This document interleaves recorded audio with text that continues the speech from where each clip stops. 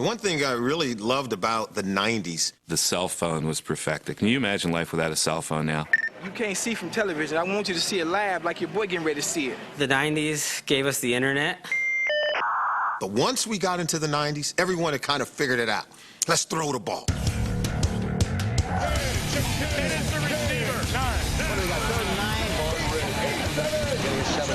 All six of you worked his tail off. 5 seconds left.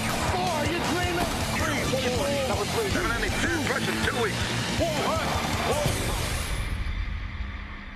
If you were a .com pioneer or an NFL quarterback, the 90s was a great decade. The only thing launching more frequently than URLs were footballs. Now throw sidearm downfield. Sharp, touchdown. I miss about the decade. One word, Zubaz. Zubaz pants and the quarterback skills competition. Throw accuracy at stationary objects in their Zubaz pants in Honolulu. Why? Were the 90s that horrible? Some 90s fashions may have been less than ideal, but the decade's quarterbacking was first class.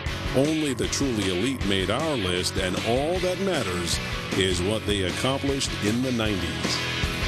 I think that's what the 90s did. It ushered in that era of the NFL becoming a passing league.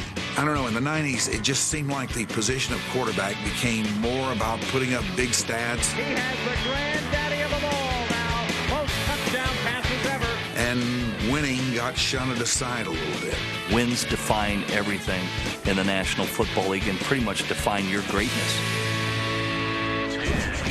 The number 10 quarterback of the 90s, Randall Cunningham. Number 10. Randall really was like the quintessential 90s quarterback. When I think of Randall, obviously dual threat. Cunningham is going to run. He fires. You're in trouble against this guy because he can do things with his feet, with his arm, that you're not prepared to handle. The Rambo Show. What a rocket arm he had. Cunningham's going to throw into the end zone. Touchdown! And can get around anyone, kept the play alive. Cunningham just made that play by getting out of jams. You've got to be on this list if not only are you one of the best quarterbacks in the league, but you just so happen to lay down a 91-yard punt. That's impressive. Unbelievable punt. Randall Cunningham boomed it out. That was a 91-yard punt. Randall Cunningham was the perfect 90s quarterback because he had the best high top fade ever. You know, I thought the flat top was money, not that I could ever have one. It couldn't have been better. Randall Cunningham's Fresh Prince style fade wasn't his only trend-setting endeavor. The two-time 90s Pro Bowler helped pave the way for a new generation of signal callers. It seems like he would have been perfect for this particular era, but the 90s, it was like the dawn of the athletic quarterback. The prototypical quarterback, 7-step drop, look down here, no mobility. All right, Randall Cunningham said, okay, I can do a lot more. People call me and they always say, why do you think you can fly? I said, I'm an eagle. I can get out of the pocket. I can make a play. I can throw the ball 90 yards down the field. I can run for a first down. I mean, he was the guy.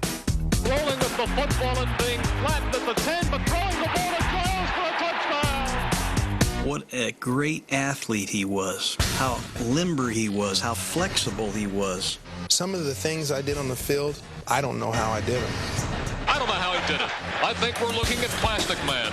Cunningham is Plastic Man. You need to look no further than the play against the Bills. I was dropping back and I said, I know Bruce Smith is coming. He's about to be sacked in his own end zone. The split second I needed to, I ducked and he went over me. I said, whoa. He's looking. He's rolling. He's heaving it deep downfield for Barnett, who leaps and has it. Barnett's going to score! That's Randall Cunningham. Our number 10 QB's late 90s resurgence was rivaled only by the Material Girls. Randall Cunningham was Minnesota's ray of light.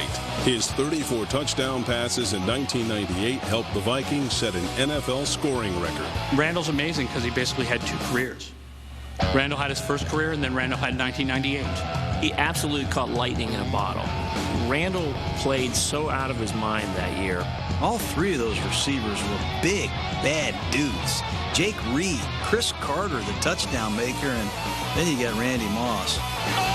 Leaping catch for Randy Moss. It was by far his greatest season as a quarterback throwing the football. you know, living in Vegas, whatever, holding a normal job, comes back, has one of the greatest quarterback seasons ever, scored 500 points. Honestly made no sense, and yet it was wonderful. Coming up, is a great arm alone reason enough to make our list? I think the Jets have a quarterback for a few years to come in Vinny Testaverde. I know! That's just absurd. Were the 90s that horrible? Yeah, I don't know why he's on this list, to be honest with you.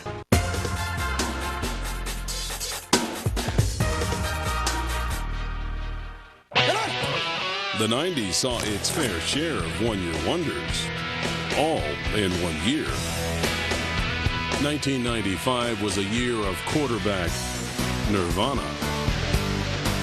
Eric Kramer doubled his career high with 29 touchdown passes.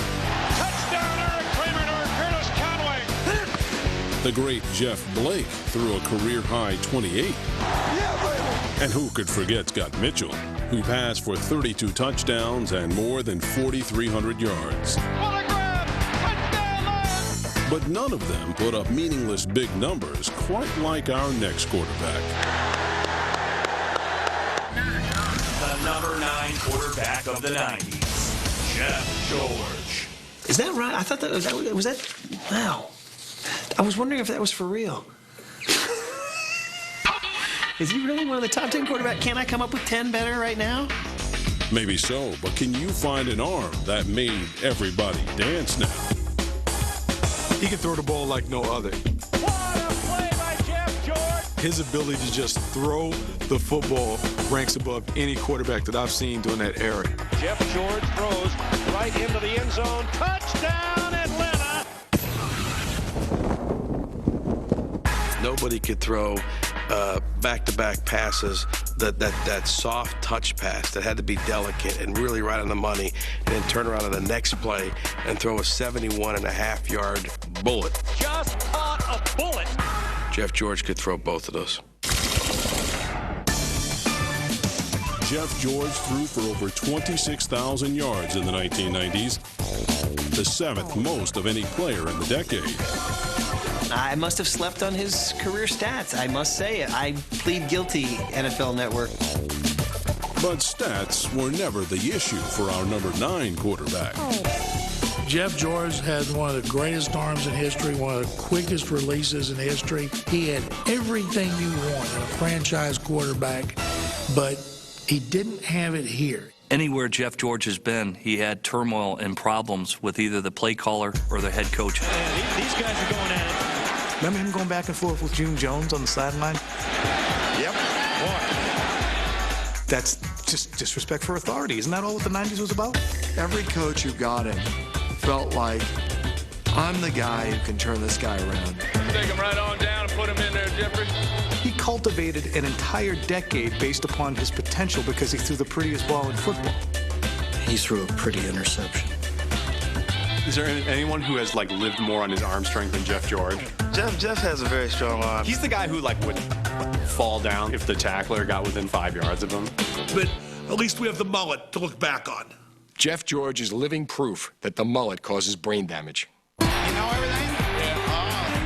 John Daly and Jeff George are kind of the kings of the mullet. Business in the front, party in the back, and I don't know if that's ever a successful credo for an NFL quarterback. If the mullet makes the man, Jeff George would be in the Pro Football Hall of Fame. He played for the Falcons. He didn't have the mullet. He lost the mullet, and all that was left was just surely Jeff George. It's hard to say he's a top 10 quarterback when he played for 4 different teams in the 90s. It says a lot about his sheer talent that even though he was acknowledged as a head case throughout his career, he kept getting chance after chance after chance. Jeff George is throwing the ball accurately, short, medium, and long today. Great talent, good fantasy quarterback, maybe a top 10 fantasy quarterback of the 90s. He's not a top 10 quarterback in my 90s. The number 8 quarterback of the 90s, Drew Bledsoe. People still love Bledsoe, man. You can go out to Gillette on any Sunday and you will see, I guarantee, a Bledsoe jersey tailgate. The prototypical guy. Big arm, gunslinger. Stood in the pocket, had a big arm. Just as a pure pocket passer, it's hard to say that's a better quarterback than Drew Bledsoe. That's the way to throw the ball, Drew. That's perfect throw, son. I just don't know. Like, I think that Drew was good. I don't know if he even deserves to be on the list, to be honest with you. Totally fair spot. Drew Bledsoe does not belong on that list. Are you hurt, frustrated, or how do you feel? Next question. Maybe Hugh Douglas can't handle the truth, but the first pick in the 1993 draft definitely belongs on this list. In the 7 seasons Bledsoe played in the 90s, only Brett Favre threw for more yards, and only Favre and Steve Young threw for more touchdowns. For a long stretch of time, Drew Bledsoe was as good as any passer in the National Football League. Bledsoe, play action, floats it left, open, touchdown, If I had to compare Bledsoe to any 90s pop culture icon, it would have to be Keanu Reeves. At speed's pinnacle, is anybody hotter than Keanu Reeves?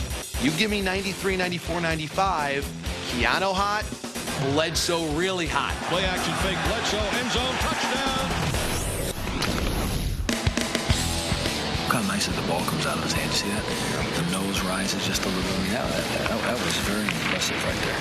He was a great thrower of the football. Best part of Drew Bledsoe, his arm. 118-yard bullet. His arm. Great throw. His arm. The Patriots regain the lead on Drew Bledsoe's 4th touchdown pass of the afternoon. Worst part about his game, his mobility. We ran the option for like one play in high school, and they ran it for one play in college. It's like, okay, well, we won't do that anymore.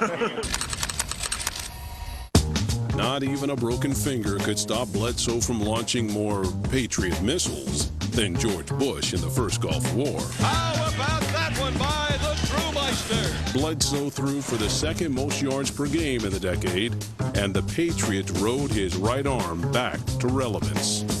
The Patriots win in overtime. He went to a bad New England team and lifted them to the point where, you know, along with Bill Parcells, they actually won the AFC and went to a Super Bowl. He was not the quarterback who ultimately brought them a championship, but he did so much to turn the fortunes of that organization around. Everybody remembers him now as the guy Tom Brady replaced, but the truth was he was a pretty good quarterback. In 1996, Bledsoe led the Patriots to the Super Bowl, but that may not have been his defining moment. Dude threw 70 passes in a game and didn't throw an interception. Fires it long and deep right side. Caught. Touchdown. For him to throw 70 passes with Parcells on the sideline. Back to throw. Looks, floats to the end zone. Touchdown. The Patriots win. That's special. Up next, the quarterback that passed with most yards in pro football history. Let's go. We got some big plays coming. He threw for 21,000 yards before he got to the NFL.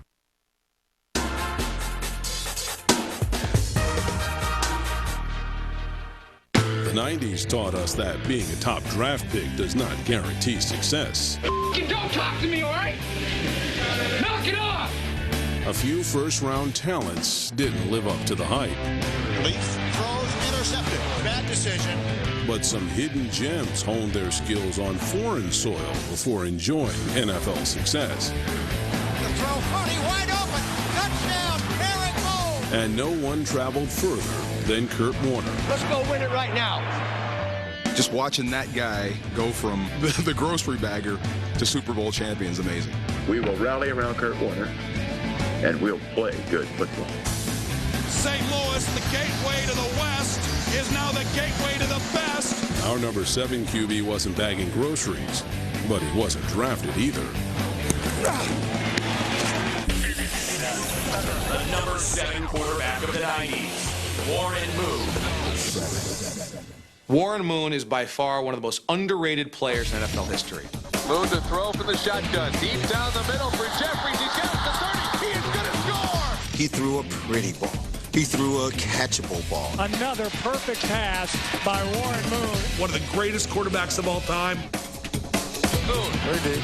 Looking deep down the middle. Has the man Drew Hill. Touchdown. I think he should be a little bit higher up this list, quite frankly. Warren Moon has been fighting for his rightful spot in history since going undrafted in 1978. Determined to play quarterback at the professional level, Moon took his talents north of the border, where he rewrote the record books. I just want to once again underscore, he won 5 Grey Cups before he came to the NFL. Moon, he steps up and fires. Tom Scott is wide open. Touchdown. He threw for 21,000 yards before he got to the NFL. When Warren Moon came to the NFL from the Canadian League, he was out to show the world that the NFL made a mistake when they didn't even draft him. Our number 7 QB did more than prove he belonged. He passed for the most yards per game in the decade. Moon threw more touchdown passes in the 90s than John Elway. Moon, short drop, looking for Jeffries, got it, touchdown! Some will tell you his stats were blown up a bit because he played in the run and shoot.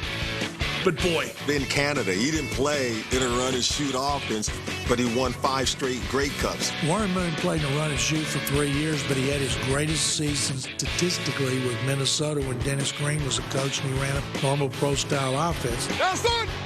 Round 20! The great thing about Warren Moon to me was that no matter what offense he was in, no matter what system you put him in, no matter what coach he played with, he was an accurate, great downfield thrower of the ball. Back goes Warren Moon.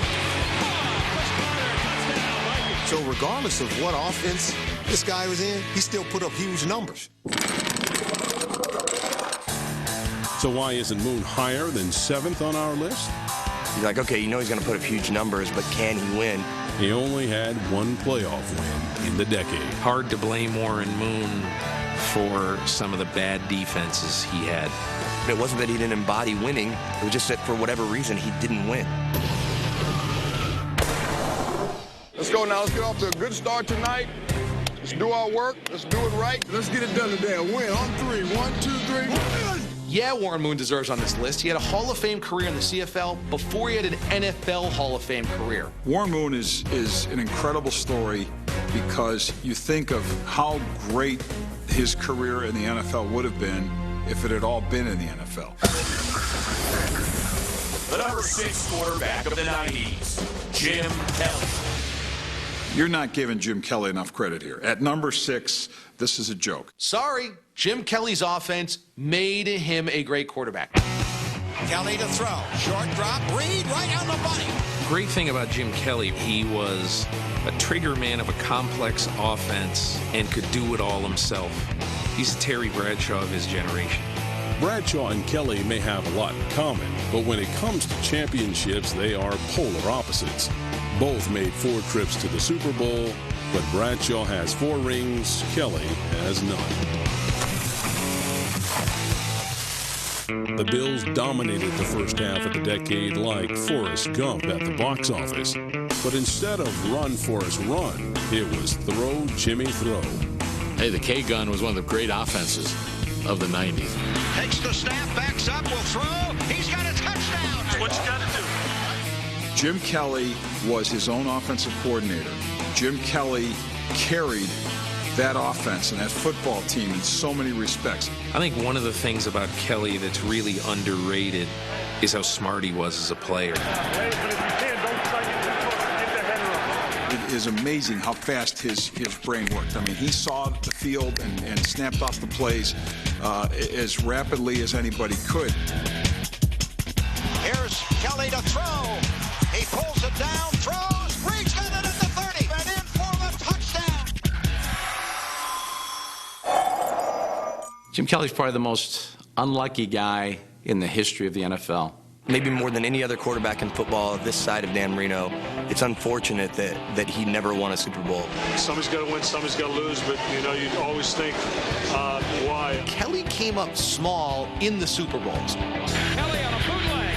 Looking. Throw it in the end zone. Intercepted. Kelly's touchdown to interception ratio in the Super Bowls, 2-7. Kelly to throw. And as he throws it out, intercepted. I think Jim has taken far too much of the blame for the 4 Super Bowl losses. No matter what, you think of him as a 4-time Super Bowl loser. Not the guy who got to 4 Super Bowls. Not the guy who finally made the Buffalo Bills into a good football team. He throws to the end zone. Brooks, touchdown. And the fact that he wasn't able to win despite going to 4 Super Bowls I think is just unfortunate for him in his career and unfortunate for loyal Buffalo Bills fans. I believe that Jim Kelly taking his team to 4 consecutive Super Bowls might be something that never accomplished again. And to have him at 6th is ridiculous. A really successful career, but he just couldn't get there. You know what? He was the Donovan McNabb of the 90s. Kelly to pass. He throws. Touchdown. Incredible. There's so many great things you could say about Jim Kelly, but he's the guy who lost 4 Super Bowls. Jim Kelly deserved better. He was a great quarterback. For my money, Jim Kelly was as good a quarterback as we saw in the 90s. Yeah, I think it's just silly that he's 6th. Up next. You think God never farted? What quarterbacking legend was top 5 in multiple decades? He was a gunslinger. That's the best way to sum him up. I ain't never been part of this where you can take it down the field that fast. Yeah. 5 quarterback of the 90s, Dan Marino. 5? 5. The most electrifying quarterback in the history of the National Football League. 5? Steps out to the right side, throws into the end zone, and it's caught. It's a touchdown. Dolphins. 5? Really? Dan Marino's only number 5? The guy busted his Achilles, came back and threw for 4,000 yards the year after that. Danny Marino is back, baby. How can you make him number 5? Who made this freaking list? Who is doing these rankings? Dan Marino 5th. Good God Almighty. Marino at number 5 is a travesty. They have a point. Our number 5 quarterback of the 90s is best known for his work in the 80s. What a game by Marino. But Marino actually threw for more yards in the 90s. Dan Marino of the 90s pretty much was just the same guy in the 80s. That just shows you how good Marino was, because he could be the quarterback of the 80s and an encapsulating quarterback of the 90s, too. Throws near side, man down there, it's going to score, touchdown. The more veteran quarterback in the 90s was better than the young quarterback in the 80s. Man, oh man, oh man. The signature moment of Dan Marino's career came in 1994. 30 seconds to go. I believe Marino is saying I'm going to spike it. Marino takes the snap from center. He throws it. Touchdown, Dolphins. That was unbelievable. No, you like that call. He wanted the ball. You were never out of a game with Marino as your quarterback. Dan Marino, no one questions that he's not a great quarterback, but there's something missing. He didn't win a Super Bowl. Even Ace Ventura couldn't find Dan Marino a Super Bowl after '84. Our number 5 quarterback of the 90s never found his way back to the big show. Throws intercepted. Going 3-7 playoffs during the 90s. Miami Dolphins have self-destructed in this game. If he had won even 1 Super Bowl, he would be known as the best quarterback ever. Ironically, it was the best coach of the 90s, Jimmy Johnson, How about them Cowboys? who sealed his decline. Once the coaching staff changed. I ain't never been part of this where you can take it down the field that fast. He went into a offense that he couldn't check off. There were no hot reads. That's a joke. And you've got a 17-year veteran playing in an offense that's suited for high school. The funniest Marino thing to me is when you get to him and bring him down, the first thing he's going to say is, "You got me." Then look at his lineman. "You fat slug." Give me some time to throw a 5-yard out. The 90s is the time when he just got old, surly, gimpy legs, and Dan Marino's probably looking right now at Mark Clayton, Mark Ingram. you got the one-on-one, bump and run. You got to win. All those guys are getting yelled at right now. Get that out of here. Get that out of here. Then he's going to throw a Gatorade glass on the floor because he's number 5 on the list. The number 4 quarterback of the 90s, Steve Young. Number 4. If you were building the quintessential quarterback, it would be Steve Young. Young takes off. He might go. Down to the 10, down to the 5. Cuts to the right. Pushes off. Into the end zone. The man could do it all. Talk about a 5-tool athlete. He's a 5-tool quarterback. Young throws downfield. Jerry Rice. He's got it. Touchdown 49ers. What a play by Steve Young. Steve Young was a wild man. Psycho! Psycho! Me! This is the psycho! In an exhibition game, his helmet falls off during the course of a game. What does he do? He cuts it back upfield and gets about 15 more yards. A lot of people forget, how good of a runner he was. Our number 4 quarterback of the 90s was a runaway train, rushing for more yards than any quarterback in the decade. Young averaged over 6 yards per carry in the 90s. One man to get by. He's to the 5. Carries him into the end zone. That athleticism sometimes overshadowed the rest of Steve Young's game. And again the bootleg. Young, unbelievably, this time throws. He gets it to Brett Jones into the end zone. Better athlete than quarterback, I would say. But a much larger shadow loomed. Number 1 quarterback of the 80s, Joe Montana. Montana is still the best, and he always will be. Joe Montana would be running in the first place. Steve Young had the burden of having to live up to the expectations for following Joe Montana, and I think that's tough on a guy. Joe was more of a quarterback, and Steve was more of an athlete, so I know that'll upset Steve very much to hear that. For a brain your size, you're not really acting very smart. But when you go back and look at the numbers, Steve Young had 5 seasons where he had passer ratings over 100. Young drops back to throw, pass to the end zone. Joe Montana had 4. Hey, Coach, I'm way better. And yet, most people pay no attention to Steve Young. Well, please, get a response for that. I'd like to know. Steve Young might have played the position better than Joe Montana. Steve Young replaced Joe Montana, replaced the legend, and right away, he's an MVP. In his second season as San Francisco's starting quarterback, Steve Young won league MVP. He has got rid of some things on his shoulder. 2 years later, he did it, baby, one more time, and lost a monkey in the process. Someone take the monkey off my back, please.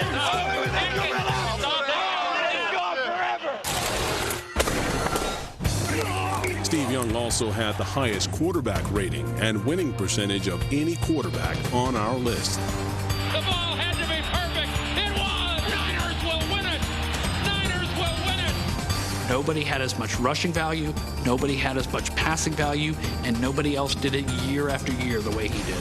Steve Young, one of the courageous games I've ever seen in a pro football player's career. Just the stuff of legend. Steve Young was the best quarterback of the 90s, period. But he's not. And when we return, find out whether it's stats or rings that determine our number 3 QB. Most overrated quarterback in all of the 90s. When you start really breaking down what this game is about, it's about winning.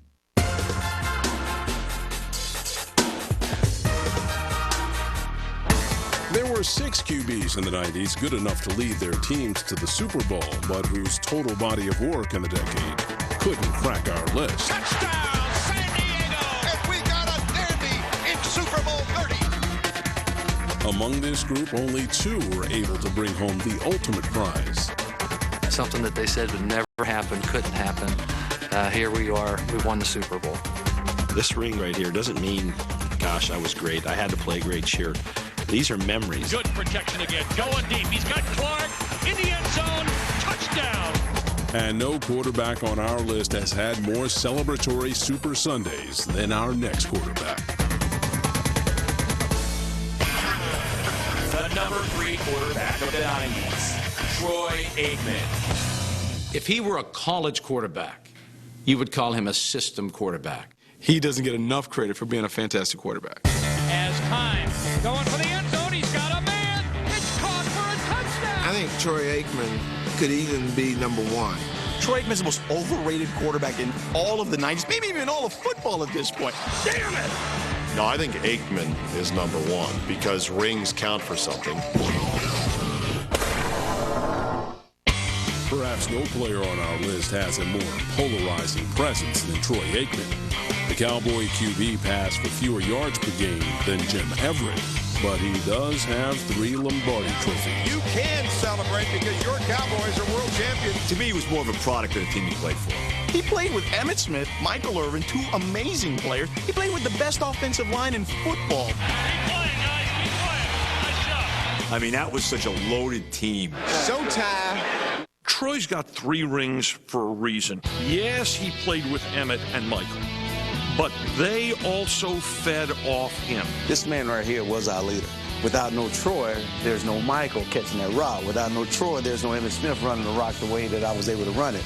I thought he really was the guy that supplied the focus, the fire, and the leadership to those Dallas teams. Hey, guys, that's a embarrassment out there. Junior League. When you think about that Dallas Cowboy dynasty, that era, what type of quarterback you need to lead that group of guys, it's Troy Aikman. He's perfect. He looks the part, he plays the part, he is the part. Hey, guys, let's go out and have a little fun tonight, all right? Go win on 3. 1, 2, 3, win. All he ever cared about is, what do you want me to do to help the team win? We needed to win, and for that reason, it was nice. If they'd have said to Troy, you know what, Troy, we're going to start throwing the ball 35 or 40 times a game, he'd have put up unbelievable numbers. He is the most accurate quarterback I have ever seen. I'm telling you, if I closed my eyes to run 10 routes, I believe 8 of them would have hit me right in the hand. Aikman's detractors will argue that our number 3 QB only surpassed 20 touchdowns once in his career. Left corner of the end zone, he caught it for a touchdown. But in the postseason, Aikman was unstoppable, completing 64% of his passes and tossing 23 touchdowns. When you look at his career, you say, okay, what did he do in the championship games? Aikman, a straight drop over the middle. It's caught by Kelvin Martin at the 2. Touchdown. This team's going to Pasadena. Well, this guy was always on fire. When Aikman needed to step up and be brilliant in games, he was. Troy Aikman's the MVP, and Dallas, your Cowboys are champions. When you start really breaking down the whole idea of what this game is about, it's about winning. I think Jim Kelly was a better quarterback than Troy Aikman. I think Dan Marino was a better quarterback than Troy Aikman by far. But Troy Aikman won, and rightly or wrongly, in the NFL, that's how we rate our quarterbacks. Who won the most? If Troy Aikman's number 3 and he won 3 Super Bowls in the decade, I'm not sure what else he had to do to be the number 1 guy of the decade. Up next, could Super Bowl 32 determine our number 1? I just think when we talk about judging the position, we judge it with rings. This one's for John. That one game didn't decide somebody's career legacy.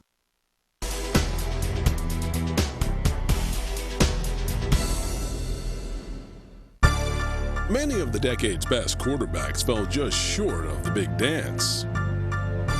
Jim Harbaugh, Mark Brunell, and Vinny Testaverde led their teams to great seasons that ended 1 game short of the Super Bowl. And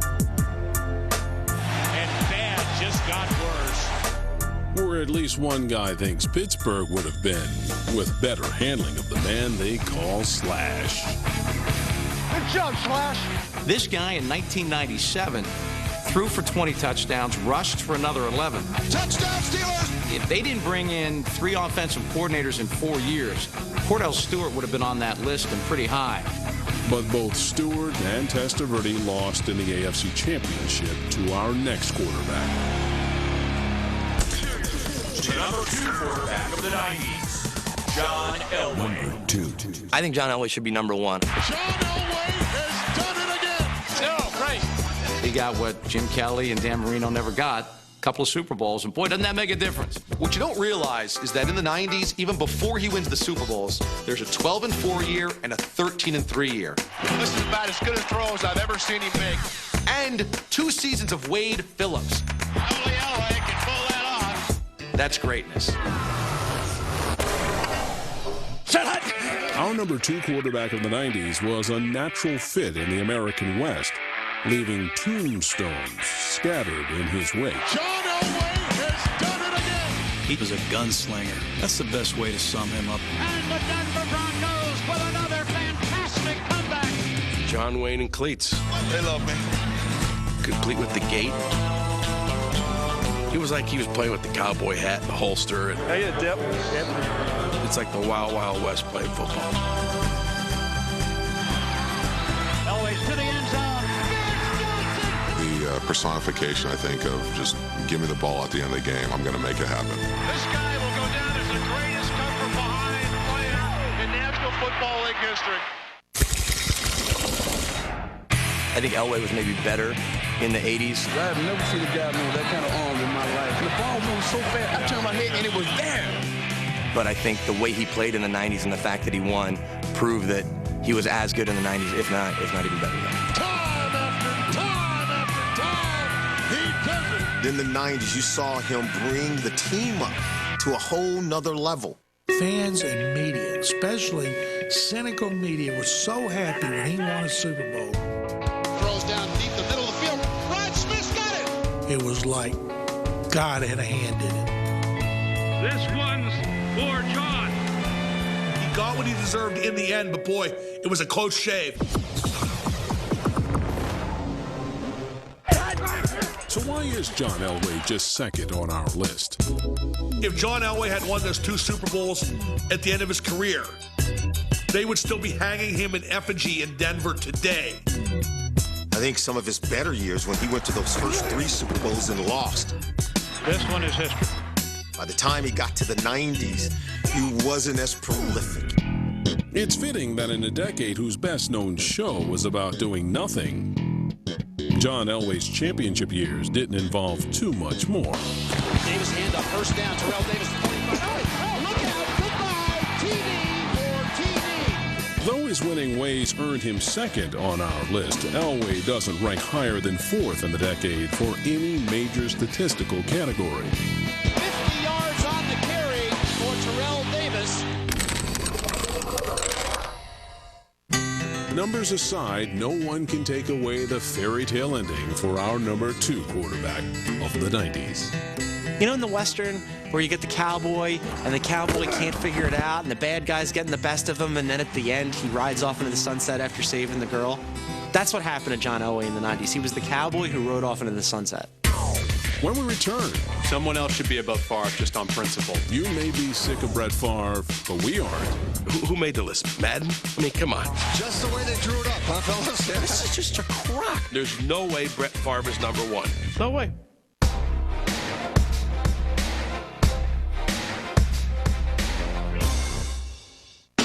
Before we reveal the number 1 quarterback of the 90s, Hey, Coach, I'm way better. let's review the rest of our top 10. Number 10, Randall Cunningham dazzles even himself. Some of the things I did on the field, I don't know how I did them. Number 9, the mere presence of Jeff George leaves our panel puzzled. I must have slept on his career stats.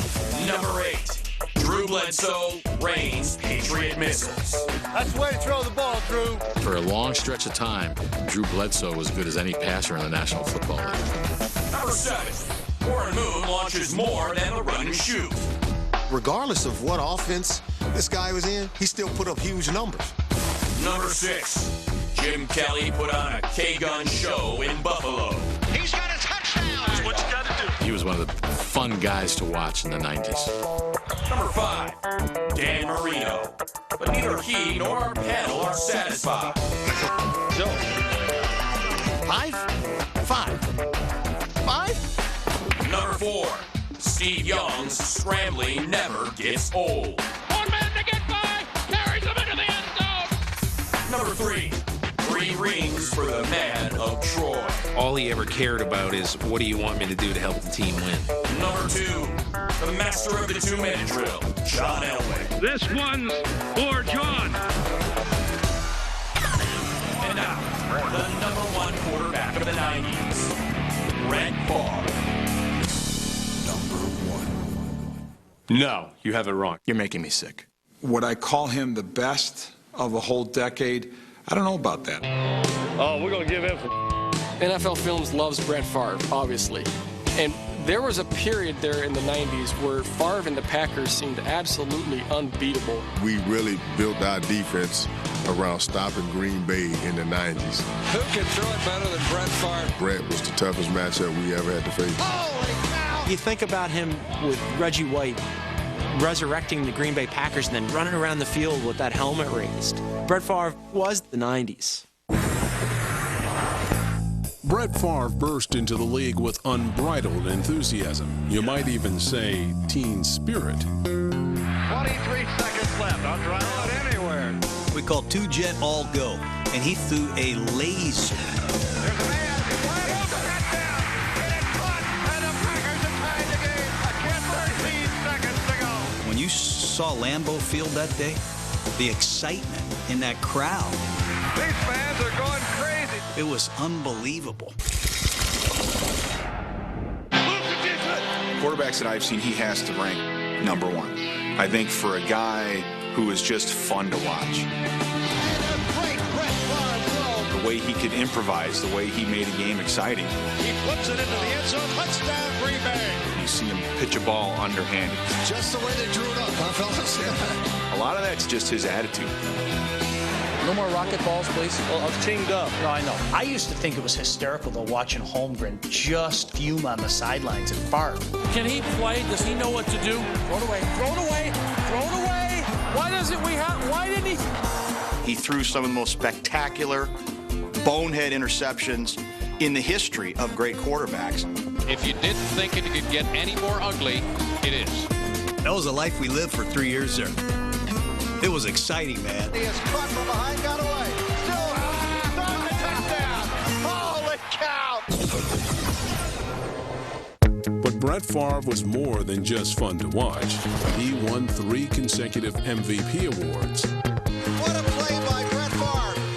Looks, comes over the middle. Freeman caught it. Touchdown. Oh, what a play. He came back to make for the touchdown. Go now, come on.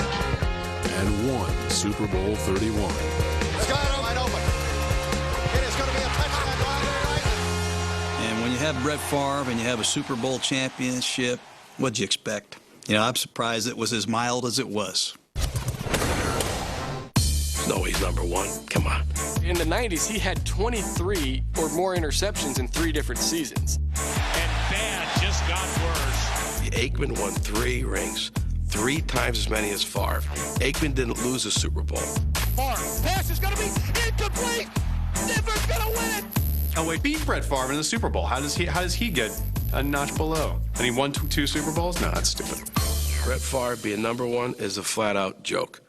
We're not underrating Super Bowl victories. For goodness sakes, if Troy Aikman doesn't have those 3 Super Bowl rings, where does he rank on this list? 10th, 15th, 20th? Emmitt Smith, touchdown Cowboys. For John Elway, for Troy Aikman in the 90s, those Super Bowl rings are the calling card. Those guys are just about where they belong on this list. To have Brett Favre as the number 1 quarterback in the 90s, it's kind of ridiculous. Who made the list? Madden? I mean, come on. It's a joke. Brett Favre is not number 1. There's no way Brett Favre is number 1. You know, look, I like Brett Favre. I would think everybody loves Brett Favre. Okay, wait a second. No, I don't like Brett Favre. I respect Brett Favre. Someone else should be above Favre just on principle. I don't know how you don't love a guy like this. He's what epitomizes the sport. Brett Favre has turned into like this big mountain. You might not like the mountain, but you can't ignore the mountain. What he did in that decade was that he dominated. What is that? Comeback number 15, Wayne. He dominated the early part. He dominated the middle. He dominated the end. He dominated discussions. I got to see this. This Favre out here. Brett Favre. He has to rank number 1. He's at the top of my list. He's the best quarterback in the 90s, and he's probably the toughest matchup we ever had to face. There's no way Brett Favre is number 1. No way.